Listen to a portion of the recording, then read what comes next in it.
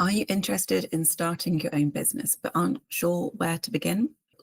At this year's National Postdoctoral Association meeting, both myself and my collaborator, Dr. Sheila Vradenberg, were asked to sit at a table over lunch and give people advice on starting their own business.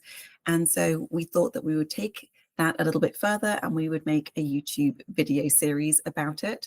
Now I'm going to be joined by two colleagues, my collaborator, Dr. Sheila Vradenberg, who you may have seen before on other videos, but today, for the first time, I also have Lauren Solano, who started Propel Careers 15 years ago. So she has an awful lot of experience in this area, plus she has an MBA, so she has the education to back it up. So today's video is the very first in the series, and we are going to cover: what is your business idea? Why do you think it is needed? Who will your clients be? And do you have the relevant skills to be successful? We are going to be going through questions every week, and we'll be giving some advice and talking about our own experiences. So I hope you find it helpful. And I'm delighted today to have two people with me to talk about how to start a business. We've all started businesses. Some of us have had a business for much longer than others. I'm looking at you, Lauren. And so we're very excited to hear from Lauren. But before we get into it, I'm going to let my collaborators introduce themselves. Let's start with Lauren Solano. Excellent. Well, Kate, I really appreciate the opportunity to be here today. I'm excited to be able to share some insights that hopefully will help the audience. So I'm Lauren Solano. I'm the co-founder of Propel Careers. We're a life sciences search and career development firm in Boston, but I work with people all over the place and all over the US and some European folks and Canadian folks. But, I have an undergrad in biochemistry, molecular biology, and spent about 10 years in more of the drug discovery areas before I got into recruiting in 2009. I did that when I was in my MBA program at Boston University. I decided through a few different discussions and so forth, to start a recruiting company to be able to utilize my scientific background, my knowledge of drug discovery to help other people get into the area and to be able to help grow their careers and be more confident in what they're doing. So it's been really nice to be able to be impactful in the life sciences sector and to be able to hopefully help people change their lives through the work that I'm involved in. Okay, thank you. And then my frequent collaborator now, I guess, Dr. Sheila Vradenberg. Yes. So my name is Sheila Bradenberg. I am the founder of Revolting Science Resources, which is a company that's essentially designed to bring the principles of project management to academic research. I got my PhD in neuroscience, and I realized that there was a lot of project management in what I did, and no one was talking about it. So I essentially started this business so that I could share more about project management, some of the principles, and how those could actually be sort of modified to better fit an academic research environment. Awesome. Okay, so we're going to be talking just in general terms about if you want to start your own business, and we're going to sprinkle in some stories about our experiences along the way. So the first question that you have to consider when you're thinking about starting a business is, what is your business idea? So I will go first. I used to be an associate dean of a graduate school. And I used to bring people in, like Lauren and Sheila, to talk to my postdocs and graduate students every month. And so I remember very clearly, I was sat at the back of a scientific conference that I was in control of. And I was like, these people always contact me at random times because they've thought at, midnight, they have this question and there is nothing for them to go to get the answer.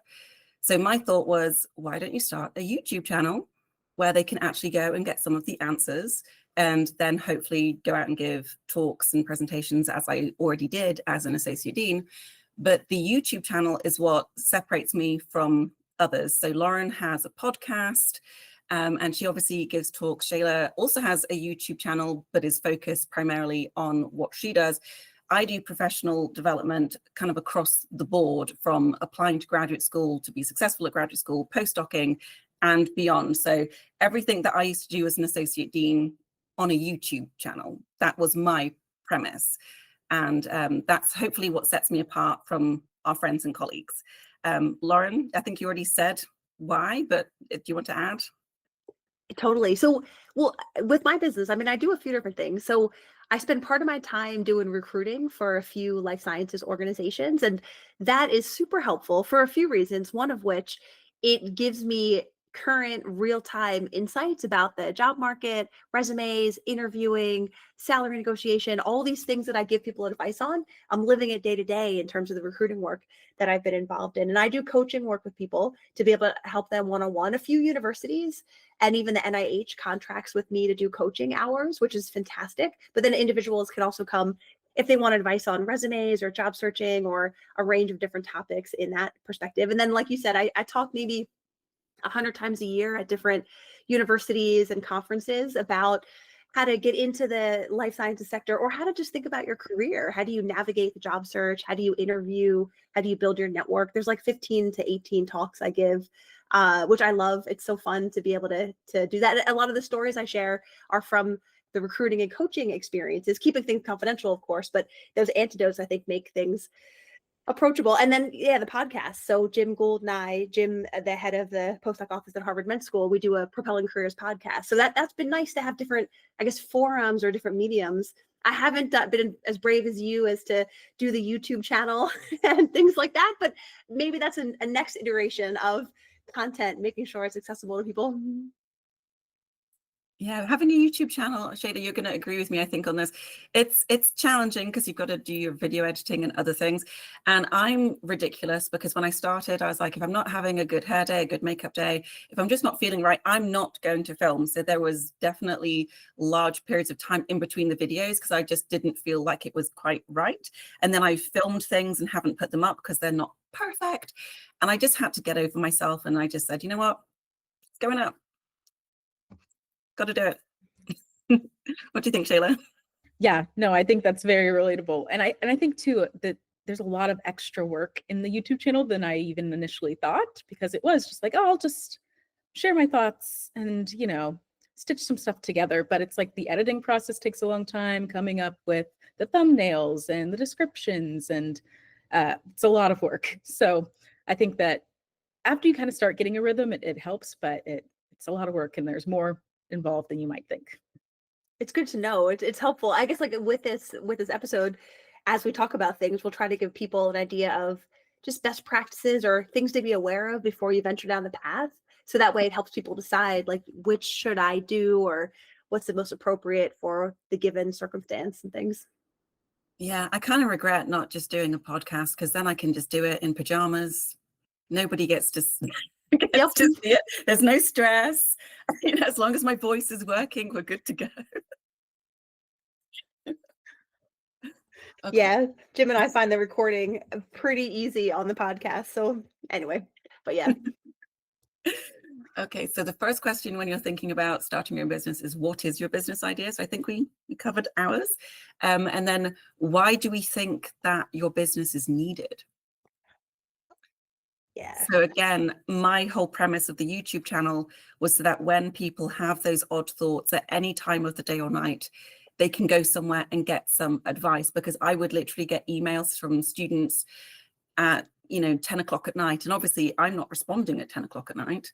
They'd have to wait until I came into work, and then we'd have to try and schedule a meeting. So it could be a day or two before they saw me, and by that point they might have decided that they didn't really need the answer, or they'd moved on to something else.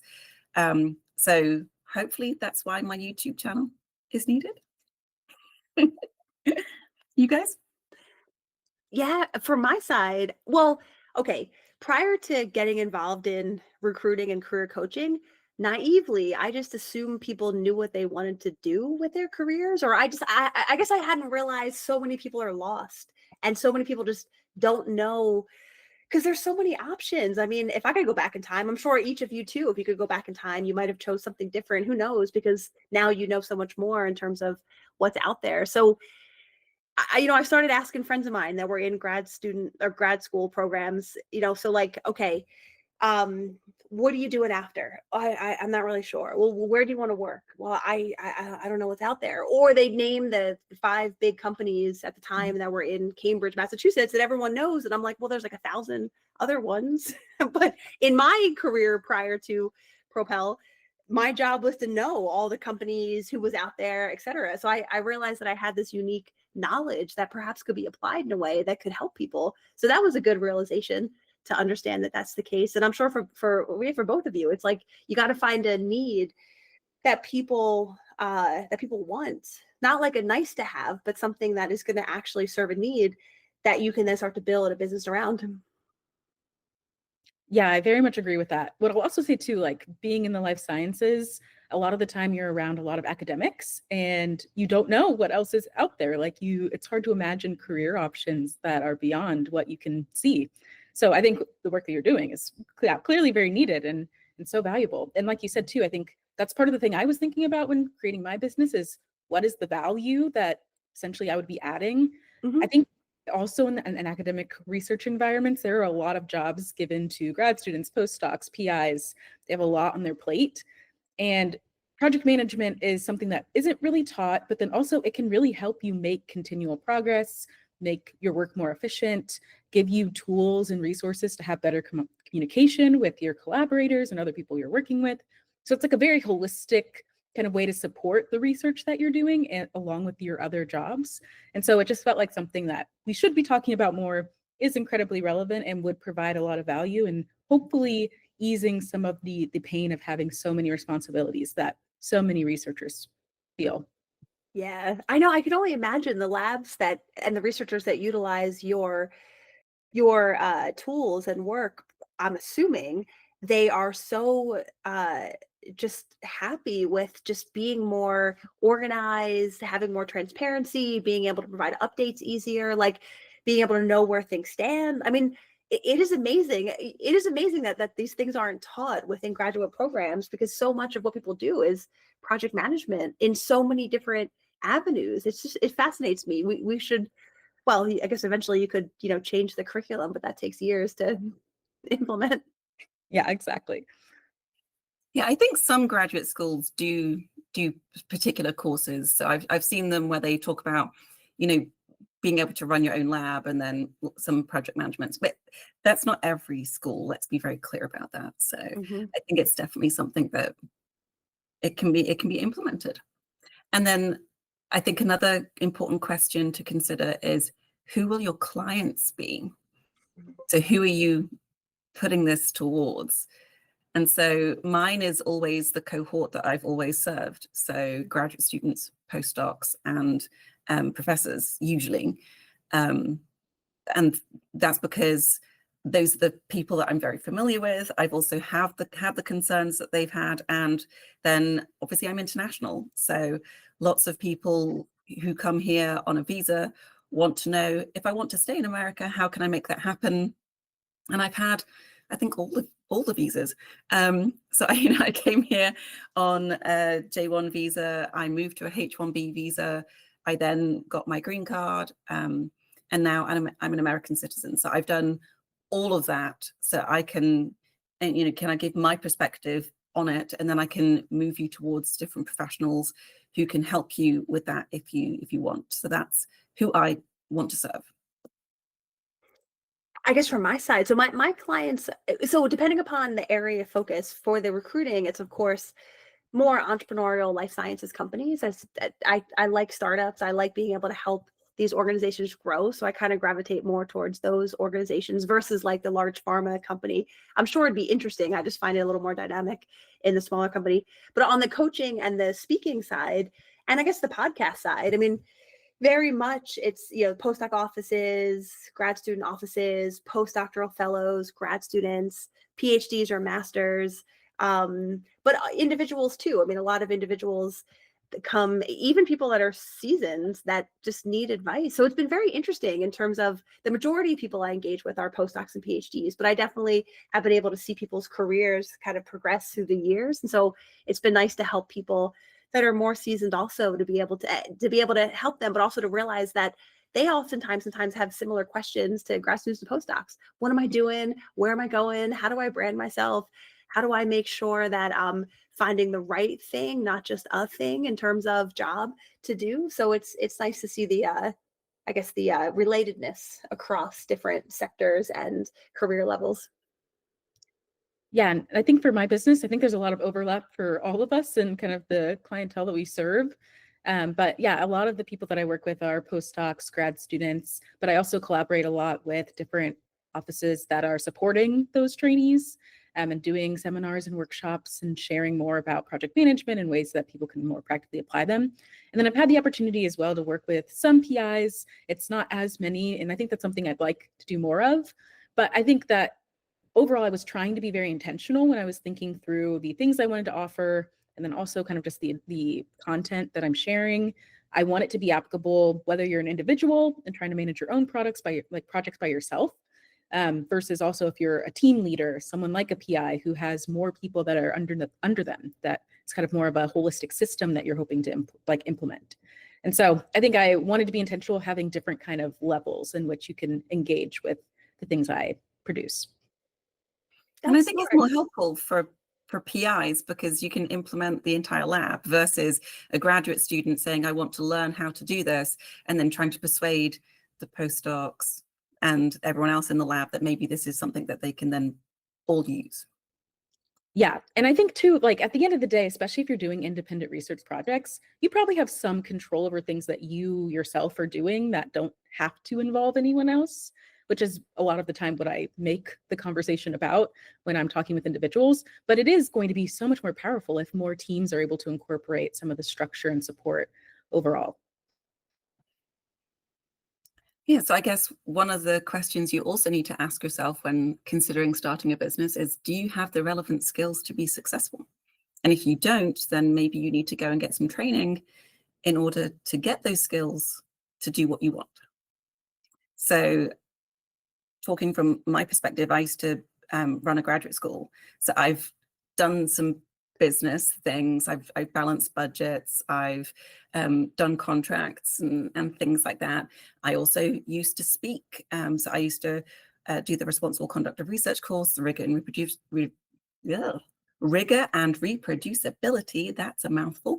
And then I used to do some professional development seminars as well. So funnily enough, the seminar that I'm most well known for, the negotiation, found its feet back in the graduate school, although if those individuals saw it now, it looks very, very different. But, you know, it's taken more than a decade to get to where it is now.